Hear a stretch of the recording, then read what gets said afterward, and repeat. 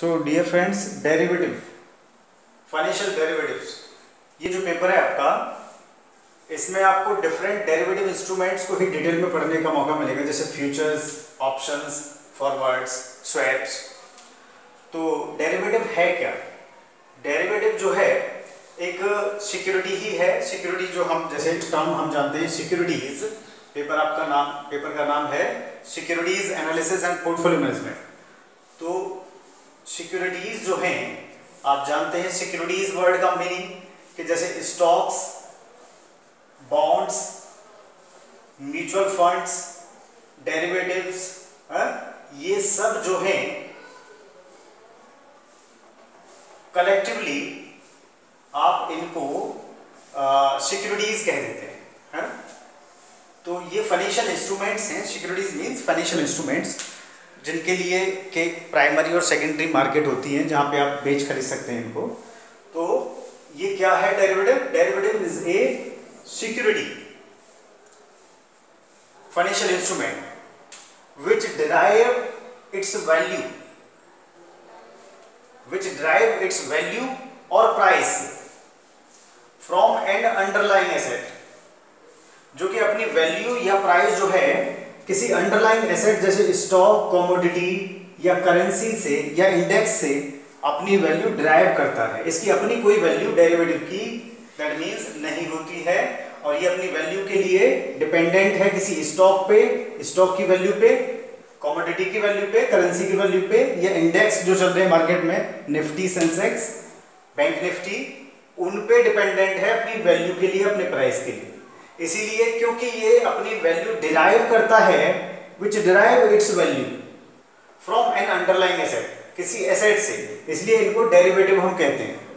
ठीक है, अब डेरिवेटिव ये समझ में आ गया कि एक फाइनेंशियल इंस्ट्रूमेंट है, एक फाइनेंशियल सिक्योरिटी है, जो कि अपनी वैल्यू खुद की कुछ नहीं है, लेकिन किसी स्टॉक वगैरह के आधार पे इसकी वैल्यू चलती है। ठीक है, तो derivative instruments relates to the future contracts. यहां असली बात समझ में आती है कि ये जो डेरिवेटिव इंस्ट्रूमेंट्स हैं, ये क्या है? ये फ्यूचर कॉन्ट्रैक्ट्स हैं, भविष्य के लिए कॉन्ट्रैक्ट होते हैं, भविष्य के लिए। इसीलिए डेरिवेटिव मार्केट को वायदा बाजार भी आप सुनते हैं। वायदा बाजार मतलब वायदे होते हैं, कॉन्ट्रैक्ट्स होते हैं, एग्रीमेंट्स होते हैं भविष्य के लिए, बिटवीन टू पार्टीज, दो पार्टीज के बीच में। जैसे आप अगर बात करें कैश मार्केट की, तो कैश मार्केट में तो तुरंत जो है आप स्टॉक खरीदना चाहते हैं तो कोई आपको तुरंत डिलीवरी मिल जाएगी और आप तुरंत उसका पेमेंट कर देंगे ऑन स्पॉट, या कहें कि कैश मार्केट में, स्पॉट मार्केट में इमीडिएटली आपका जो ट्रांजैक्शन है वो कंप्लीट हो जाती है। लेकिन डेरिवेटिव जो है, यहां कॉन्ट्रैक्ट होते हैं भविष्य में सेटलमेंट के लिए। आज आप शेयर नहीं ले रहे हैं, बल्कि आज आप एक सौदा कर रहे हैं, कॉन्ट्रैक्ट कर रहे हैं, एग्रीमेंट कर रहे हैं कि भविष्य में इतने शेयर आप जो है इस रेट पे ले लेंगे या बेच लेंगे। ठीक है, तो ये जो है फ्यूचर कॉन्ट्रैक्ट्स हैं। अब आगे हम समझते हैं the value price of the derivative is bound to change. इसका जो डेरिवेटिव है, इसका प्राइस जो है, इसका वैल्यू जो है वो बदलने के लिए विवश है, बदलता रहेगा as the value of the underlying asset keeps changing continuously. क्योंकि जैसे जैसे जिस कमोडिटी पे, जिस करेंसी पे या स्टॉक पे ये कॉन्ट्रैक्ट डिपेंडेंट है, जिस कॉन्ट्रैक्ट जो कॉन्ट्रैक्ट जिस कमोडिटी के लिए किया गया है, गोल्ड के लिए, व्हीट के लिए, सिल्वर के लिए, क्रूड ऑयल के लिए, या फिर जिस स्टॉक के लिए किया गया है, एल&टी का शेयर, रिलायंस का शेयर, या जिस करेंसी, डॉलर, पाउंड पे ये जो कॉन्ट्रैक्ट हुआ है, क्योंकि उन कमोडिटीज के, उन स्टॉक्स के या उन करेंसीज के प्राइस भी कंटिन्यूअसली चेंज होते रहते हैं, इसलिए इनके प्राइस या वैल्यू भी लगातार चेंज होगी। ठीक है, जैसे अगर आप गोल्ड का फ्यूचर्स में रेट देखें, तो मान लो चल रहा है आपका 48,000 पर 10 ग्राम।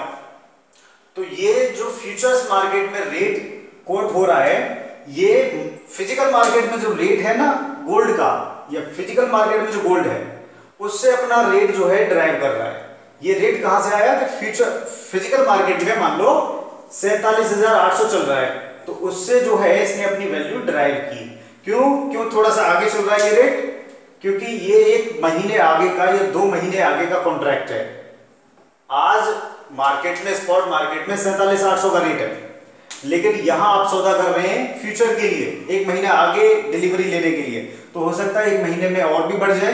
तो यहां थोड़ा महंगा जो है सेलर आपको दे रहा है कि सौदा कर लीजिए, भले ही 47,800 पे आप आज सौदा करिए, लेकिन मैं आपको 48,000 के रेट पे दूंगा। तो ये रेट जो है थोड़ा सा प्रीमियम के साथ में यहाँ ट्रेड हो रहा है, और ये रेट हमेशा इस पे डिपेंडेंट रहेगा। मतलब अभी स्पॉट मार्केट में अगर 500 रुपए का उछाल आ जाए, तो यहां भी ये रेट भी आपका फ्यूचर्स मार्केट में जो रेट है वो भी 500 रुपए ऊपर हो जाएगा।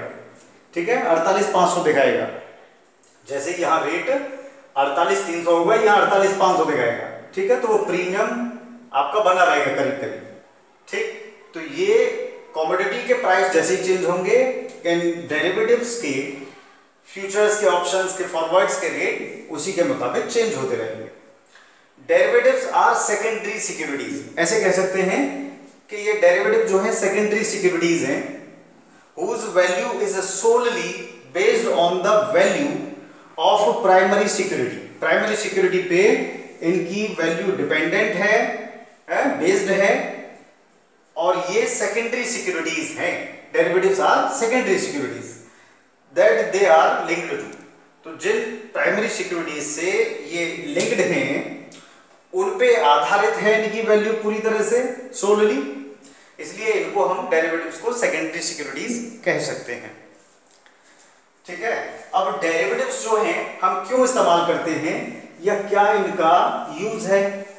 तो डेरिवेटिव्स जो हैं आपके इस्तेमाल किए जाते हैं, 3 तरह के मोटिव लेके लोग डेरिवेटिव्स में ट्रेड करते हैं। जैसे कुछ लोग स्पेकुलेशन के लिए, कुछ लोग हेजिंग के लिए, और कुछ लोग आर्बिट्रेज के लिए डेरिवेटिव इंस्ट्रूमेंट्स का इस्तेमाल करते हैं।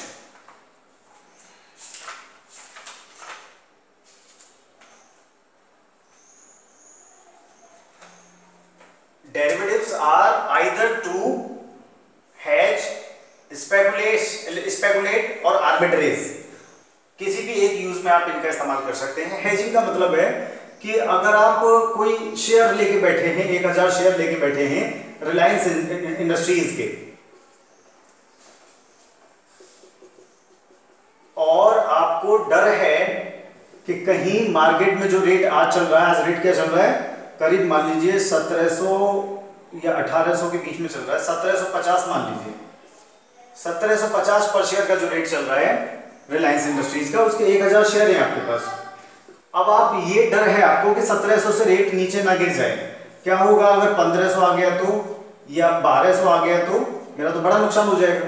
तो क्या कर सकते हैं हम कि डेरिवेटिव्स का सहारा लेके इस रिस्क को, जो प्राइस फॉल का रिस्क है और उससे होने वाला जो नुकसान का डर है, उसको मैं एलिमिनेट कर सकता हूं, उससे बच सकता हूं। क्या करूं मैं कि हेजिंग के नजरिए से RIL का या रिलायंस इंडस्ट्रीज लिमिटेड का एक फ्यूचर्स कॉन्ट्रैक्ट शॉर्ट पोजीशन में उसमें बना दूं, शॉर्ट कर दूं। शॉर्ट का मतलब आज के रेट पे बेचने का सौदा कर दूं। रेट क्या चल रहा है, 1750 रुपए। ठीक, 1750 रुपए के रेट से बेचने का सौदा मैंने कर दिया। कितने शेयर?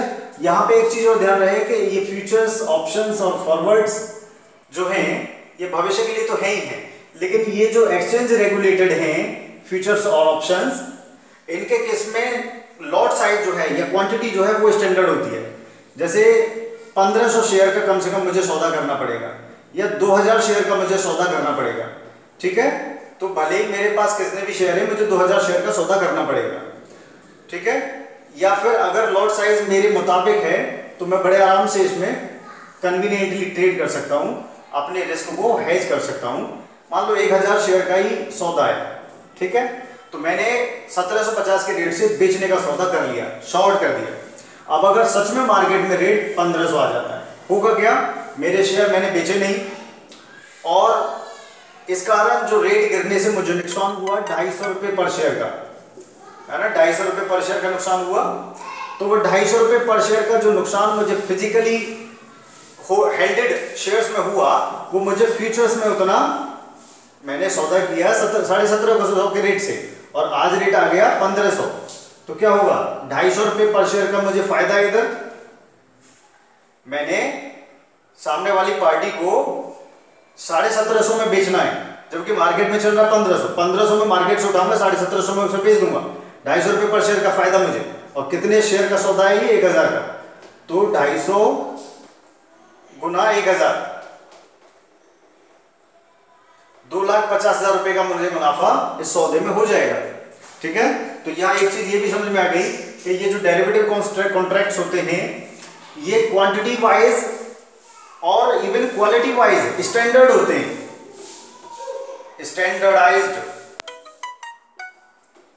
स्टैंडर्डाइज्ड कॉन्ट्रैक्ट्स होते हैं। इनमें हम अपनी मर्जी से 100 शेयर, 500 शेयर, 20 शेयर, 25 शेयर नहीं बेच सकते या खरीद सकते। यहाँ सौदा जो होगा, कॉन्ट्रैक्ट जो होगा, वो स्टैंडर्ड क्वांटिटी का होगा, है ना। क्वांटिटी आपकी, इवन क्वालिटी आपकी, अगर गोल्ड है, व्हीट है या क्रूड ऑयल है तो उसकी क्वालिटी भी स्टैंडर्ड होगी। ठीक है, वो प्रीडिटरमाइंड होती है। और डेट भी, किस रेट पे हम खरीदेंगे, किस डेट में खरीदना बेचना है, एक्सपायरी डेट भी होती है इनकी, है ना। तो ये जो है एक्सचेंज रेगुलेटेड होते हैं, एक्सचेंज रेगुलेटेड होते हैं। एक्सचेंज रेगुलेटेड होने का मतलब ये है कि एनएसई जो है या एमसीएक्स जो है, यहां आपके दोनों पार्टीज को कंट्रोल करती है, रेगुलेट करती है। कोई भी पार्टी डिफॉल्ट करके नहीं भाग सकती। ठीक है, तो ये हो गया कि कैसे मैं अपने रिस्क को हेज कर सकता हूं। समझ में आया? भले ही रेट मार्केट में कितना भी गिर गया लेकिन मेरे को नुकसान नहीं हुआ। क्यों नहीं हुआ? क्योंकि मैंने डेरिवेटिव का इस्तेमाल करके अपना इधर फायदा कर लिया, जितना मुझे वहां नुकसान उतना मैंने यहां निकाल लिया, तो मेरा रिस्क एलिमिनेट हो गया। ठीक है, तो हेजिंग कर सकते हैं। आर्बिट्रेज क्या है? आर्बिट्रेज का मतलब है कि जब एक पार्टी या कहेंगे एक ट्रेडर ये देखता है कि दो मार्केट्स में, जैसे बीएसई और एनएसई, दो मार्केट है। एक स्टॉक यहां मान लो कोई है ओमैक्स, यहां चल रहा है 75 रुपए का और यहां चल रहा है 74 रुपए पे ट्रेड हुआ है।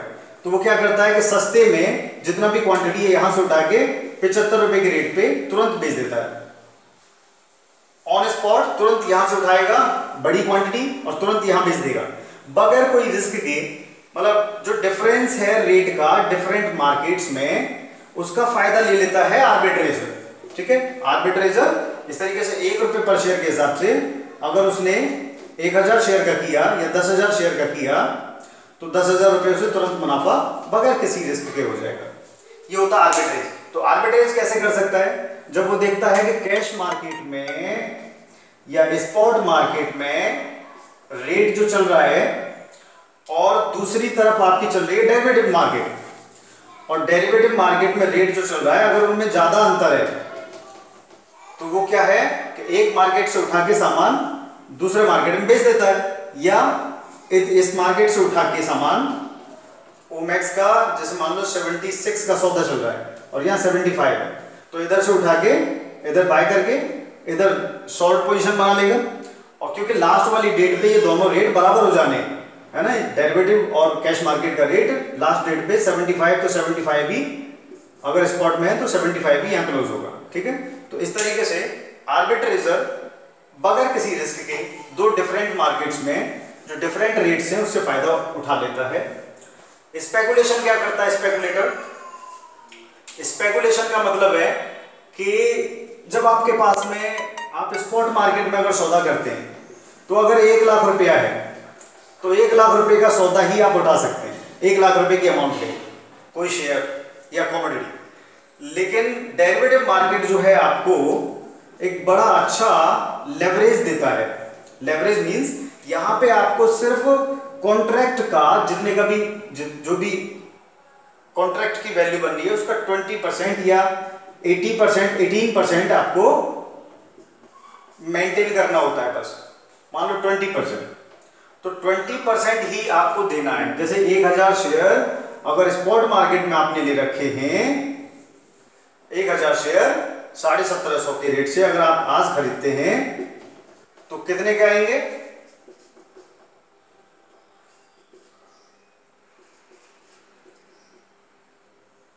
17,50,000 रुपए आपको देना पड़ेगा।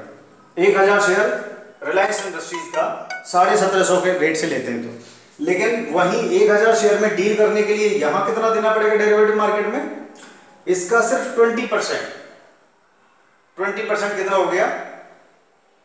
10% तो हो गया आपका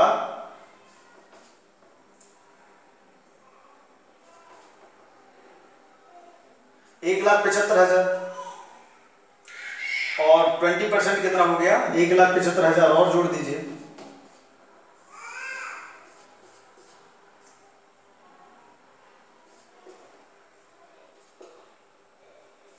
₹3,50,000 रुपए आपको देना पड़ेगा। तो बड़ा अंतर है।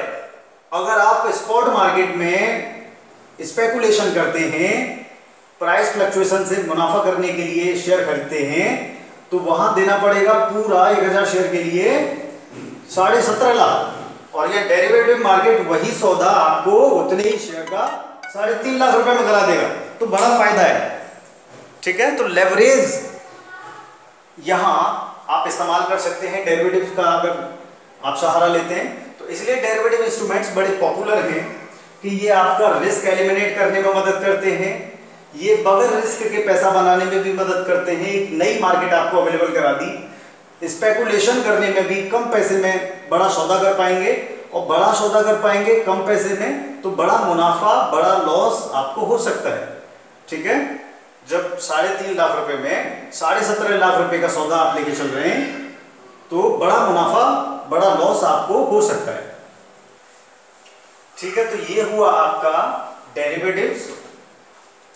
और डेरिवेटिव जो हैं दो तरह के हो सकते हैं, एक exchange traded derivatives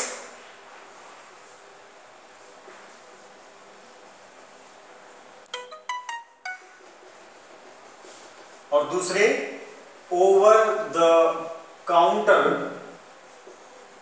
OTC, over the counter traded derivatives. Exchange traded derivatives जो हैं जैसे फ्यूचर्स, ऑप्शंस, है ना, ऑप्शंस भी दो तरह के, कॉल और पुट। और ये अगर हम ओवर द काउंटर डेरिवेटिव्स की बात करें, अनरेगुलेटेड डेरिवेटिव्स की बात करें तो जैसे फॉरवर्ड्स, ये कस्टमाइज्ड कॉन्ट्रैक्ट्स होते हैं, लोकली जो पार्टीज आपस में कर लेती हैं। यहां कोई रेगुलेटर नहीं, कोई स्टैंडर्ड लॉट साइज नहीं। ठीक है, यहां पे जो है, जबकि फ्यूचर्स ऑप्शंस के केस में जो NSE है या MCX है, ये एक्सचेंज है, गवर्नमेंट ऑफ इंडिया के द्वारा ये ऑपरेट की जाती हैं। और ये एक्सचेंज आपको एक तरह से डिफॉल्ट रिस्क बचाती है कि यहाँ पे जो आप कॉन्ट्रैक्ट कर रहे हैं एक्सचेंज ट्रेडेड फ्यूचर्स में, ऑप्शंस में, यहाँ NSE काउंटर पार्टी बन जाती है। मतलब आपको काउंटर पार्टी के मुकरने का कोई डर नहीं। NSE आपको सेटल करके देगी आपके सौदे को। ठीक है, कोई डर नहीं है कि सामने वाली पार्टी मुकर जाएगी। और यहाँ लेकिन कुछ चीजें हैं कि जैसे स्टैंडर्डाइज्ड कॉन्ट्रैक्ट होते हैं, स्टैंडर्ड लॉट साइज होते हैं। स्टैंडर्डाइज्ड कॉन्ट्रैक्ट मींस कि जैसे 1000 शेयर का ही सौदा करना पड़ेगा, आप 5 शेयर का 50 शेयर का करना चाहें नहीं कर पाएंगे, है ना। नो काउंटर पार्टी रिस्क, सामने वाला पार्टी मुकर ना जाए, डिफॉल्ट ना कर जाए, वो रिस्क भी नहीं है आपका, है ना, डिफॉल्ट रिस्क नहीं है कोई। तो इस तरह से बहुत सारे फायदे एक्सचेंज ट्रेडेड डेरिवेटिव्स के केस में आपको मिलते हैं, जो हम डिटेल में बात करेंगे। और वो फायदे आपको यहाँ, भले ये कस्टमाइज्ड होते हैं, आप अपनी मर्जी से दो पार्टी जितनी चाहे क्वांटिटी का सौदा कर लें, जैसी चाहे क्वालिटी का सौदा कर लें, लेकिन यहाँ डिफॉल्ट रिस्क रहता है ना, क्योंकि सामने वाला पार्टी मुकर सकता है, भाग सकता है, सौदे को कंप्लीट ना करे, कॉन्ट्रैक्ट को, एग्रीमेंट को कंप्लीट ना करे। तो ऐसे करके ये दो तरह के कॉन्ट्रैक्ट हो गए, डेरिवेटिव्स हो गए आपके। और दो तरह की मार्केट है, हम समझ चुके हैं कि मार्केट जो है आपकी एक